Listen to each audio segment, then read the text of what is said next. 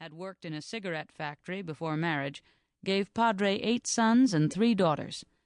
Padre saw no need to send his children to school. As far as he was concerned, learning to dance was the only education they required. As soon as they were ready, the sisters, Gracia, Carmelia, and Elisa, joined Padre's act. But on tour in Latin America, the 2 eldest, Gracia and Carmelia, contracted a fever and died. When he returned broken-hearted to Spain, Padre retired from the stage to teach dance, first in Barcelona and later in Madrid. Meanwhile, Elisa was paired in a new act with the eldest son, Eduardo. Although at first he bitterly protested that he wanted to be a bullfighter, not a dancer, before long it was evident that Eduardo and Elisa might make the best dancing cansinos yet. Their career was interrupted, however, when Elisa became pregnant out of wedlock. In 1911, at the age of 17, she gave birth to a son, Gabriel Cansino. Elisa temporarily left her baby in Spain when, in January 1913, she and Eduardo crossed the Atlantic to perform in the United States. When the SS Prince Friedrich Wilhelm docked in New York Harbor, after a 10-day voyage from Cherbourg, France, Eduardo was 17 and Elisa 19. The customs officer noted that Eduardo was 5 feet 6 inches tall and Elisa was 5 feet 5, and both had black hair and eyes.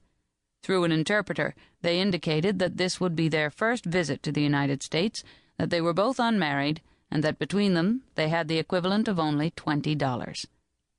In the beginning, they danced at Crossways, the Newport, Rhode Island mansion of leading society hostess Mrs. Stuyvesant Fish, whose husband was the son of Ulysses S. Grant's Secretary of State, and a descendant of the Livingston, Schuyler, De Peyster, Beekman, and Stuyvesant families. Mamie Fish liked to entertain in the grand style, and was constantly on the lookout for new and exotic acts to amuse and startle her guests. Her insatiable appetite for the unusual had led her to engage a long list of assorted clairvoyants, oriental dancers, opera divas, a monkey billed as Prince del Drago, and now the dancing cansinos, with whom she hoped to rekindle some of the excitement that the Spanish dancers Carmencita and Caroline Otero had brought to America before the turn of the century. Eduardo and Elisa's triumphant private performances at Crossways quickly led to a series of vaudeville bookings in New York, where they perfected a brisk, precisely timed 8-minute act, consisting of 3 sinewy Spanish dances, plus the surprise or wow finish of a fast-paced American number. With an eye toward their prospective audience, they also shrewdly Americanized their look, by adopting costumes that were closer to evening clothes than to the traditional dancer's garb they had brought with them from Spain. Although silent films were already beginning to encroach upon its appeal, vaudeville clearly dominated American entertainment during the first quarter of the 20th century. Modern vaudeville had its roots in the beer hall bawdy shows, popular with American men in cities and frontier settlements prior to the Civil War. But by the 1880s, through the efforts of the first vaudeville impresario, Tony Pastor, who banished coarseness and vulgarity in favor of wholesome family entertainment, the straight, clean variety show, consisting of 8 to 15 short contrasting acts, had caught on wildly with the American public. The dancing cansinos arrived in America just in time to cash in on vaudeville's halcyon days, when as many as 2,000 vaudeville theaters dotted the continent, and the biggest box office draws commanded top salaries, like Lillian Russell's weekly $3,150, or Al Jolson's $2,000. Despite their recent success in fashionable Newport, as newcomers Eduardo and Elisa were inevitably relegated to perform the opening act, the doormat of vaudeville, which Fred Astaire later called the most dreaded spot on the bill, because of the grating distractions of late arrivals. By the time all the latecomers had found their seats and the audience had finally settled in, the brief opening number might be over, which was why the first spot was so often filled with wordless or dumb acts, acrobats, jugglers, trained animals, or dancers. Such, initially, was the fate of the dancing cansinos. But contrary to audience expectations that, As the least prestigious of acts, the opener might be pretty bad. The graceful Spaniards made a powerful impression from the first. For an opening number, Eduardo and Elisa Cancino more than made good, noted an early review in 1914 when they did their turn at the Alhambra Theater in Harlem. All of their dances were finely executed, and in a later spot on any bill, this act ought to prove a clean-up. And clean-up they did, when in 1915 the impresario Martin Beck engaged them as vaudeville headliners, the most important act on the bill, at a weekly salary of $1,500. Living out of traveling trunks in far-flung cities across America, they appeared with the motley likes of Toots Packa and her troupe of native Hawaiian singers and instrumentalists, a world-renowned act staged upon a magnificent scale, and Australian woodchoppers, champion axemen of the world, and Miyako sisters, tiny Japanese girls who performed feats of hand-balancing and contortion while singing ragtime and broken English. But invariably, it was the dancing Cancinos who enjoyed the greatest success with audiences and critics alike. They offer a series of native, classical, and ultra-modern dances, in the execution of which they have swept American audiences off their feet, said the Houston Post in 1915.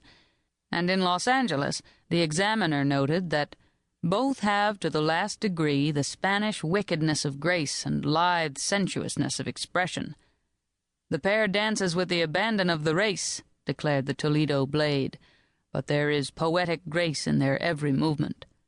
Whenever they danced, the Spanish youngsters exuded confidence, and their brashness soon became a popular part of the act.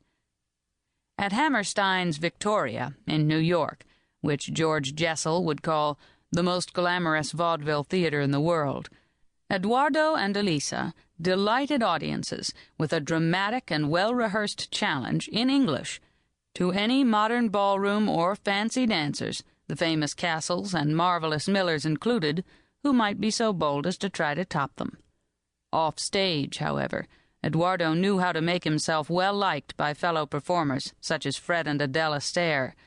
While the dancing Cancinos were headliners, the Astaires were, as Fred recalled, only a minor act on the bill and occupied the number 2 spot. But as was typical of his gregarious personality, Eduardo went out of his way to flatter and encourage them. Vaudevillians knew that they had it made when they were invited to take a flyer into Broadway musical comedy. The often loosely structured musicals of the day enabled leading vaudevillians to do their customary turns while accruing the considerable prestige of appearing in a Broadway show.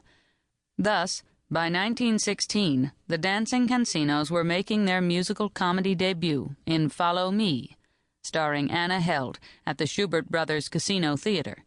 Billed as dancers to the Spanish court, they made a stunning guest appearance in Act 1. For 21-year-old Eduardo, Follow Me would represent far more than just a professional breakthrough. During rehearsals, he became seriously involved with one of the musical's showgirls, a tall, striking 19-year-old named Volga Hayworth. Although she had no particular talent or theatrical training, at the age of 16, Volga had run away from her parents' home on North Capitol Street in Washington, D.C., to pursue a stage career in New York City.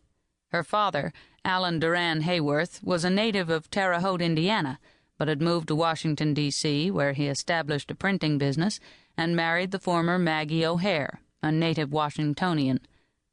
Volga was Alan and Maggie's third child, and from the first she had been an outgoing, extroverted girl with a mind and will of her own. Alan expected that someday his daughter would meet a nice local boy and settle down, but Volga had other ideas. When without warning she slipped off to New York, where she appeared briefly as a showgirl in the Ziegfeld Follies, the Hayworths were appalled. But for Alan Hayworth, the worst news was yet to come. Volga quickly decided that she was in love with Eduardo, whose still sparse English only added to the air of foreign mystery that so entirely distinguished him from the humdrum boys she had known in Washington.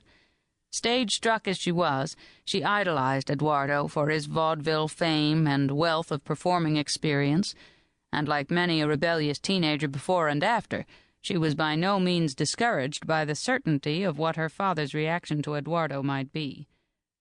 Early in 1917, when the dancing... Para seguir escuchando este audiolibro gratuitamente, haz clic en el enlace de la descripción y podrás escucharlo completo sin coste gracias a la prueba de 30 días de Audible.